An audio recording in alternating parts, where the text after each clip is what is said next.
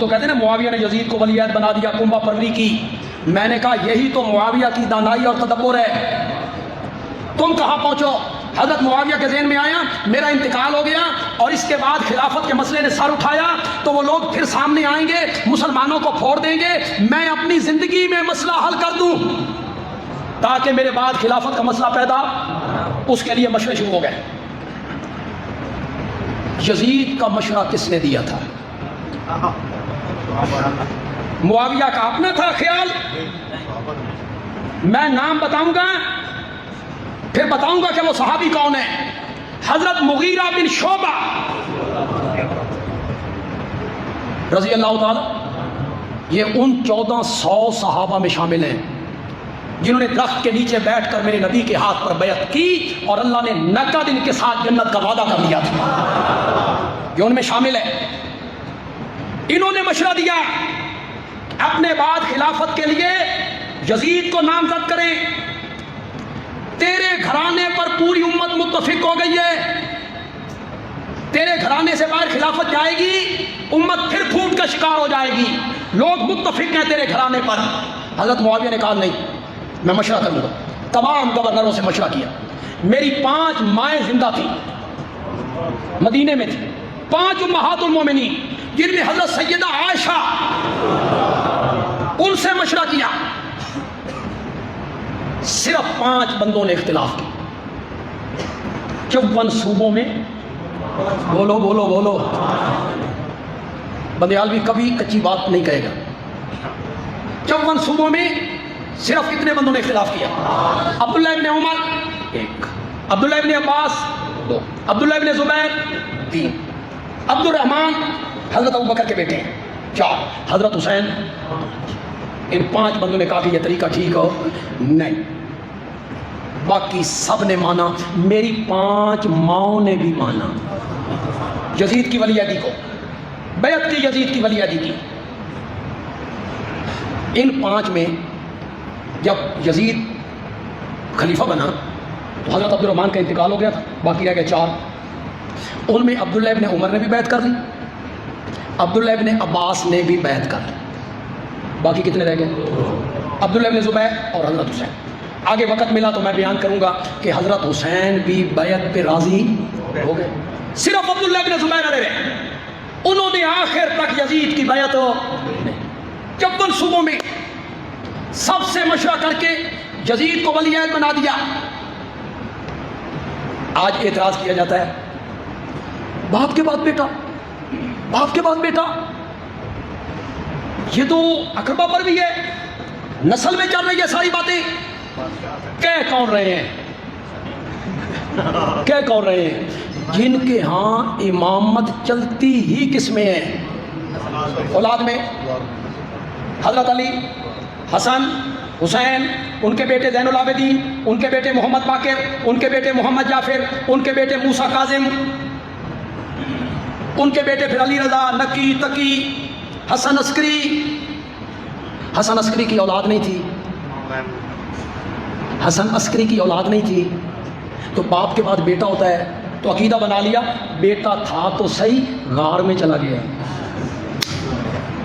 غار میں چھپا ہوا ہے. غار میں کیسے کیسے نظریات ہیں، غار میں چھپا ہوا ہے.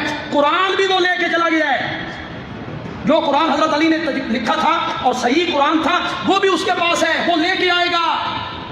اس کی 18,000 آتے ہیں، اس قرآن کی 6,600 ہیں، اس کی 18,000 ہیں، وہی لے کے آئے گا. امام بھی غائب، قرآن بھی غائب. اب ہم ملوکیت کو بعد از رسول کے جانے کے بعد امت نے اپنی مرضی سے اپنا خلیفہ بنا لیا، اور یہ انہوں نے بھی مانا کہ اس خلافت کی ہمارے پاس نص قرآن کی نہیں تھی، ہمارے پاس اجماع امت تھا. امت کا اکٹھے ہو کے تائید کر دینا ہی ہمارے لیے کافی تھا، لہٰذا ہم نے اجماع امت کے ساتھ پہلا خلیفہ لے لیا.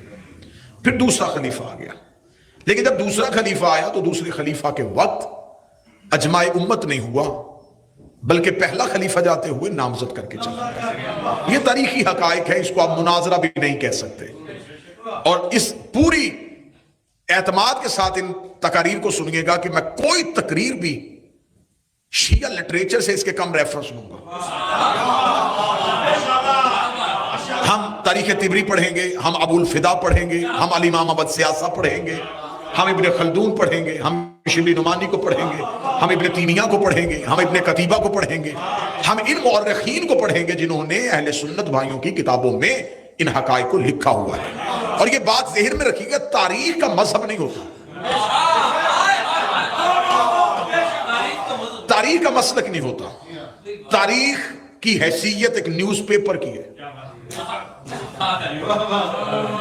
पढ़ने वाला अपनी मर्जी का नतीजा निकालता है। तारीख वही है। अगर किसी अंग्रेज ने भी हिस्ट्री इस्लाम की लिखी है तो उसने भी हिस्ट्री को हिस्ट्री समझ के लिखा है, मसलक नहीं बदला, उसने तारीखी वाकयात को लिख दिया। अब ये तारीखी वाकयात है, तारीखी वाकयात पे एतराज नहीं किया जा सकता। असल में इस्लाम में बाकायदा मलूकियत का आगाज जो हुआ वो खिलाफत के तीसरे दौर में हुआ, जब रिसालत इमाम मक्का फतह करने के लिए पहुंचे। ये फतह मक्का का पहला दिन बताऊंगा तो यहां से दो नजरियात आपको मैं सर इमाम के दौर में नतीजा इस नजरिए पे दूंगा। जब रिसालत इमाम मक्का से निकले थे तो उस वक्त रसूल के साथ चंद लोग मुसलमान थे। जब हमने तारीख में मैंने बड़ी बारीक बीनी से देखा कि ये कौन लोग थे तो हमें पता चला कि सबसे पहले अरब के गरीबों ने नबी का कलमा पढ़ा था, क्योंकि गरीब इज्जत का भूखा होता है। हमारे रसूल ने इतनी इज्जत दे दी कि वहां वो अबू जहल की ऊंटनी के करीब खड़े नहीं हो सकते थे और यहां वो नबी के साथ बैठ के खाते थे।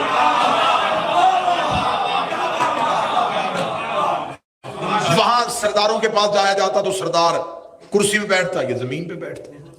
यहां जिसके पास बैठते वो खुद भी खाक में बैठता था, ये भी खाक में बैठते थे।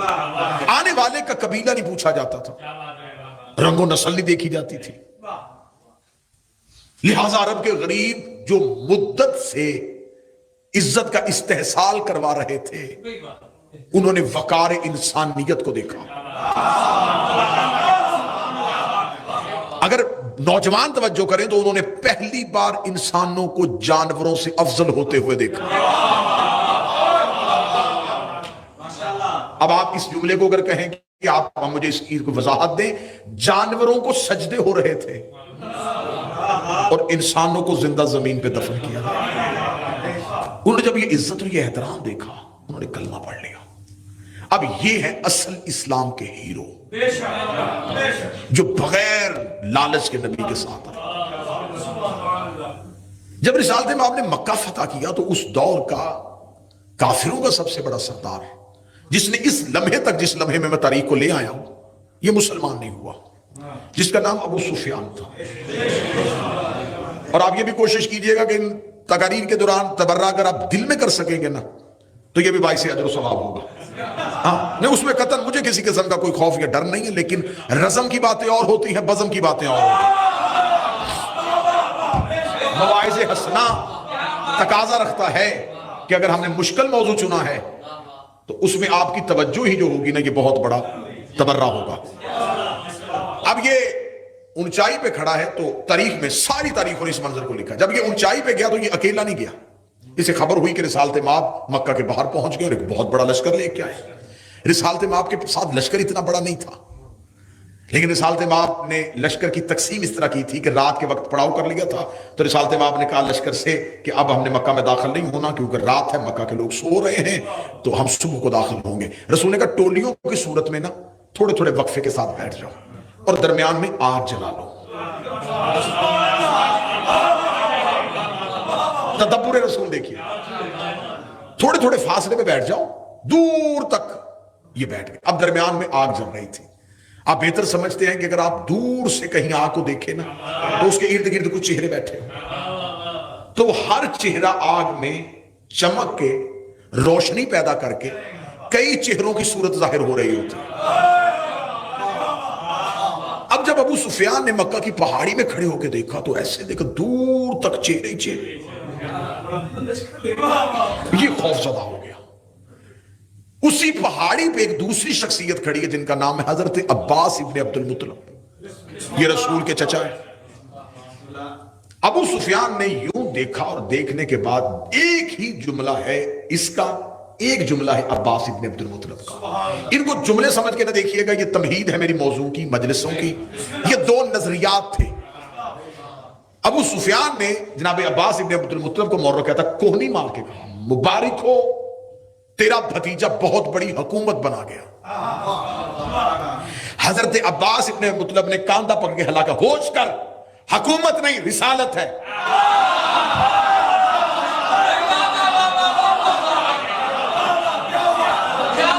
ये दो नजरियात बन गए। एक वो जिन्होंने रिसालत को हुकूमत समझा, एक वो जिन्होंने रिसालत को रिसालत समझा।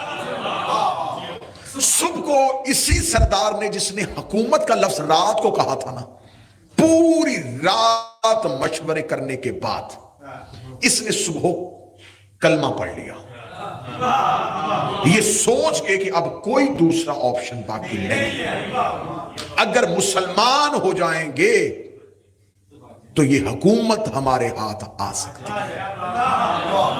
सुबह को इसे जब कैदी बना के रसूल के सामने खड़ा किया गया तो इसने अपने दौर में, जब रसूल मक्का में थे तो इसने रिसालत को बड़ी अजियतें दी थी, कोई कम अजियतें नहीं थी, बहुत अजियतें दी थी। जब रिसालत बाब ने पहली जंगें की हैं तो रसूल के शेर दिल चचा हमजा का कत्ल, लहू इनके घर में था, जिगर खारे सरकारे हजरत हमजा इसकी बीवी थी। नफरत तो रसूल की बड़ी थी, लेकिन रसूल ने एक अगला काम किया।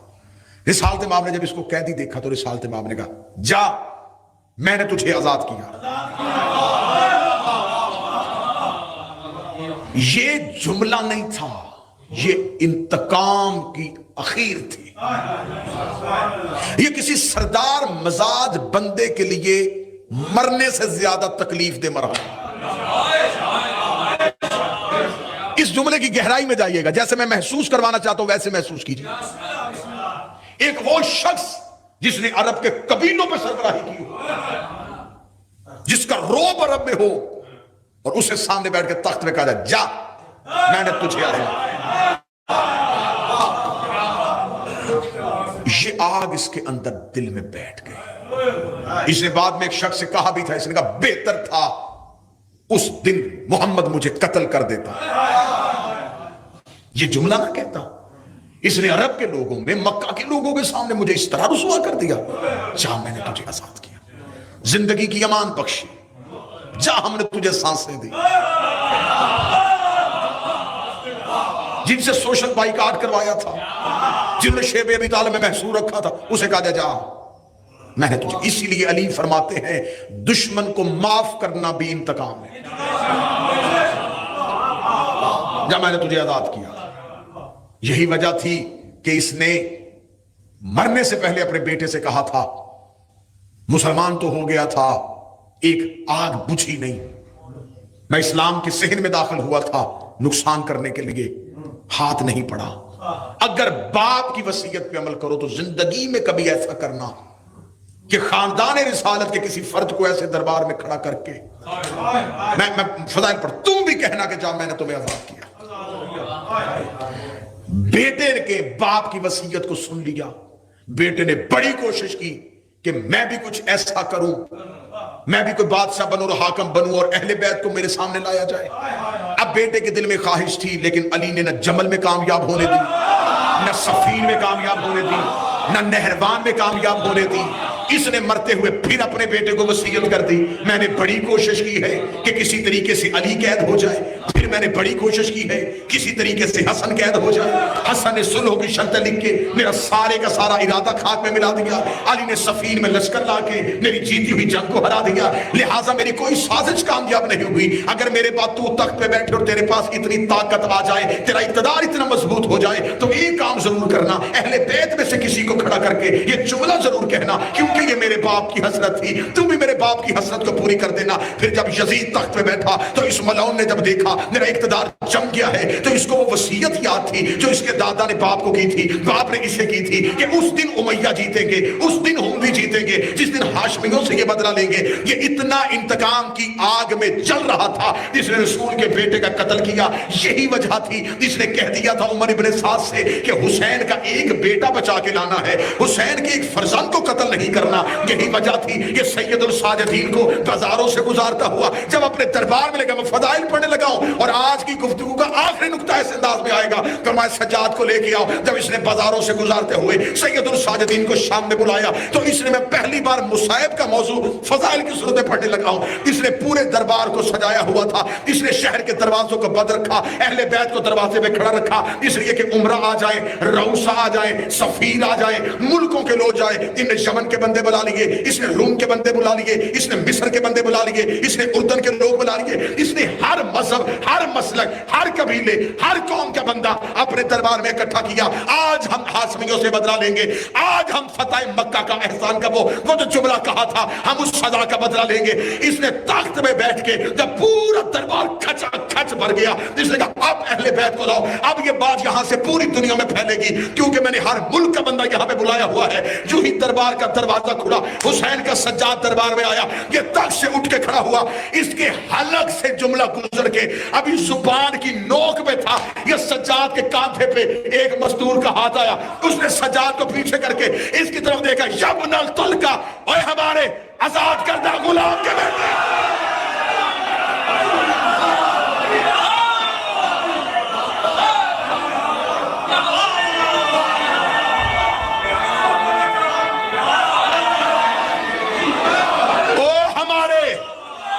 آزاد کردہ،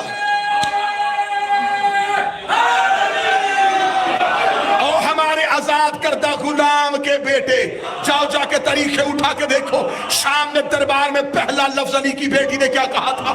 یبن الطلقہ، اے ہمارے غلام کے بیٹے، اے ہمارے آزاد کردہ غلام کے بیٹے۔ علی نے اتنا کہنا تھا، یمن کا سفیر بھی اٹھا، روم کا سفیر بھی اٹھا، اس نے کہا کس نے کسے آزاد کیا تھا؟ علی کی بیٹی کہتی بیٹھو کرسیوں پہ، میں بتاتی ہوں فتح مکہ پہ اس کے دادا کو میرے نانا نے آزاد کیا۔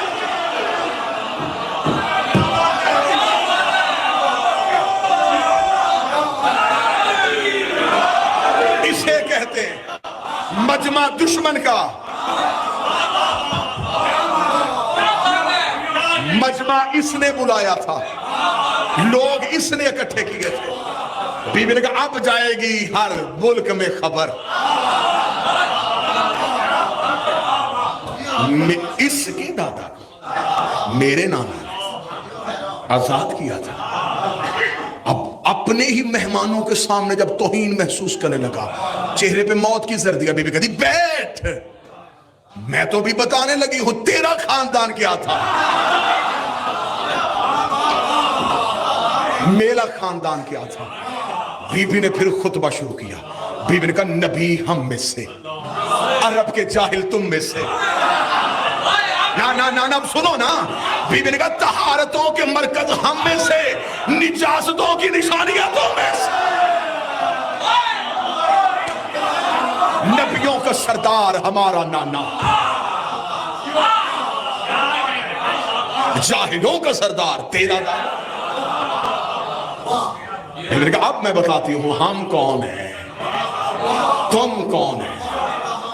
جنت کی مالک میری ماں، چھتوں پہ جھنڈے لگانے والی تیری، بولو جو علی کے نوکر بیٹھے۔ میں عالیہ پڑھ رہا ہوں،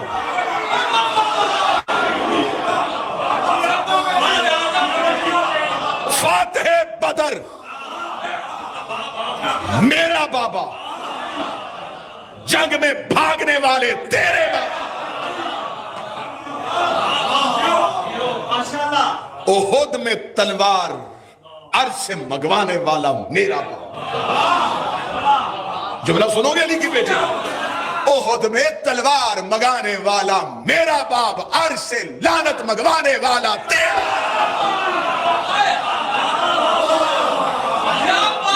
درود ہمارے گھر میں آیا، لعنت تمہارے گھر میں۔ इतना कहना था, बीबी खुतबा दे रही थी, इसे कहा किसी को कहो इसे चुप करवाए, तौहीन हो गई।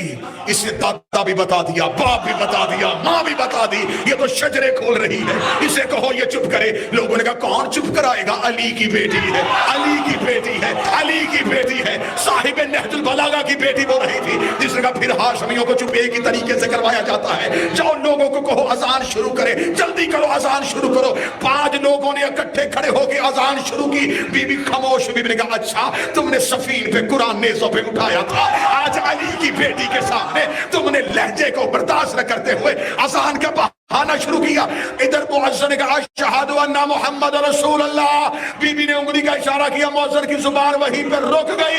बीबी ने कहा आप बता तेरा नाना है या मेरा? के लालची, एक महज इक्तदार के लालची।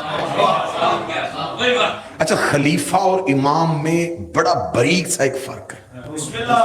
खलीफा तब खलीफा है जब खिलाफत की मसनद पे बैठे।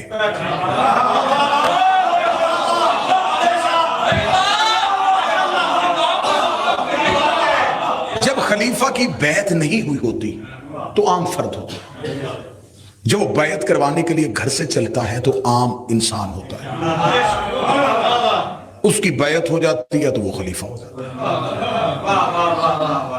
इमाम घर में भी बैठा हो, अच्छा इमाम के लिए जरूरी नहीं है कि उसकी हुकूमत हो, उम्मत के लिए जरूरी है कि इमाम की हाकमियत हो। हाकमियत और हुकूमत इमाम के मनसब में इजाफे का बाइस नहीं बनते। हाँ, अगर इमाम को मनसब दे दिया जाए तो इसमें उम्मत की बेहतरी है, वरना वो दीन पे हाकमियत तो रखता है, दीन पे तो उसकी हाकमियत होती है। अब मैं बिल्कुल क्योंकि तकरीर नतीजे के करीब आ गई और इंशाल्लाह इसी तरीके से हम रोजाना सिलसिलावार सिलसिले को लेकर आगे बढ़ेंगे। मौला अमीर अल मोमिनीन का जो दौर था, इस दौर में अली की खामोशी को अली की रजामंदी समझा गया। ये मुअर्रख की सबसे बड़ी भूल है कि अमीर अल मोमिनीन की खामोशी को यह समझा गया कि अमीर अल मोमिनीन उन हुकूमतों पे राजी थे। खामोश होना राजी होने की दलील नहीं, बैयत करना राजी होने की दलील।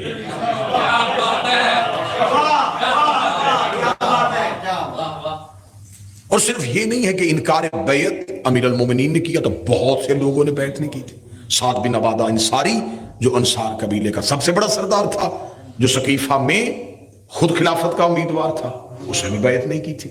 उसके कबीले के जयद लोगों ने बैयत नहीं की थी। अमीर अल मोमिनीन खामोश रहे और घर का दरवाजा बंद कर दिया। मुअर्रिख ने लिखा कि अली घर के अंदर महसूर हो गए। मैं मंजर वही है, जुमला बदलने लगा। मुअर्रिख ने लिखा कि अली ने खुद को घर के अंदर बंद कर दिया। अब जुमला बदलने लगा है, अली ने उम्मत पे अपना दरवाजा बंद कर दिया।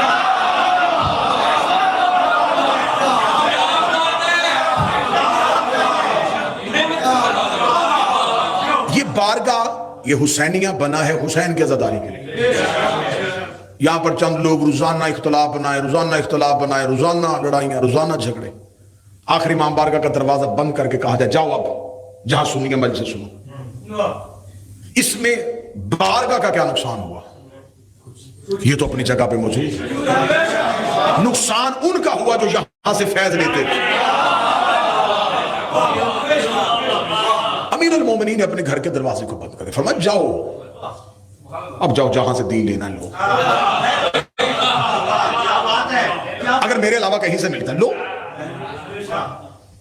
अब अगर अली को हुकूमत की जरूरत होती थी, मुझे कोई मुअर्रिख एक मंजर ऐसा दिखाए कि रात की तारीकी में अली छुप के हुकूमत के मरकजी दरबार में गए हों। अगर मुअर्रिख मुझे ये मंजर नहीं दिखा सकता तो सैकड़ों मंजर मैं वो दिखा सकता हूं जो हाकिम मसला पूछने के लिए अली के घर आया।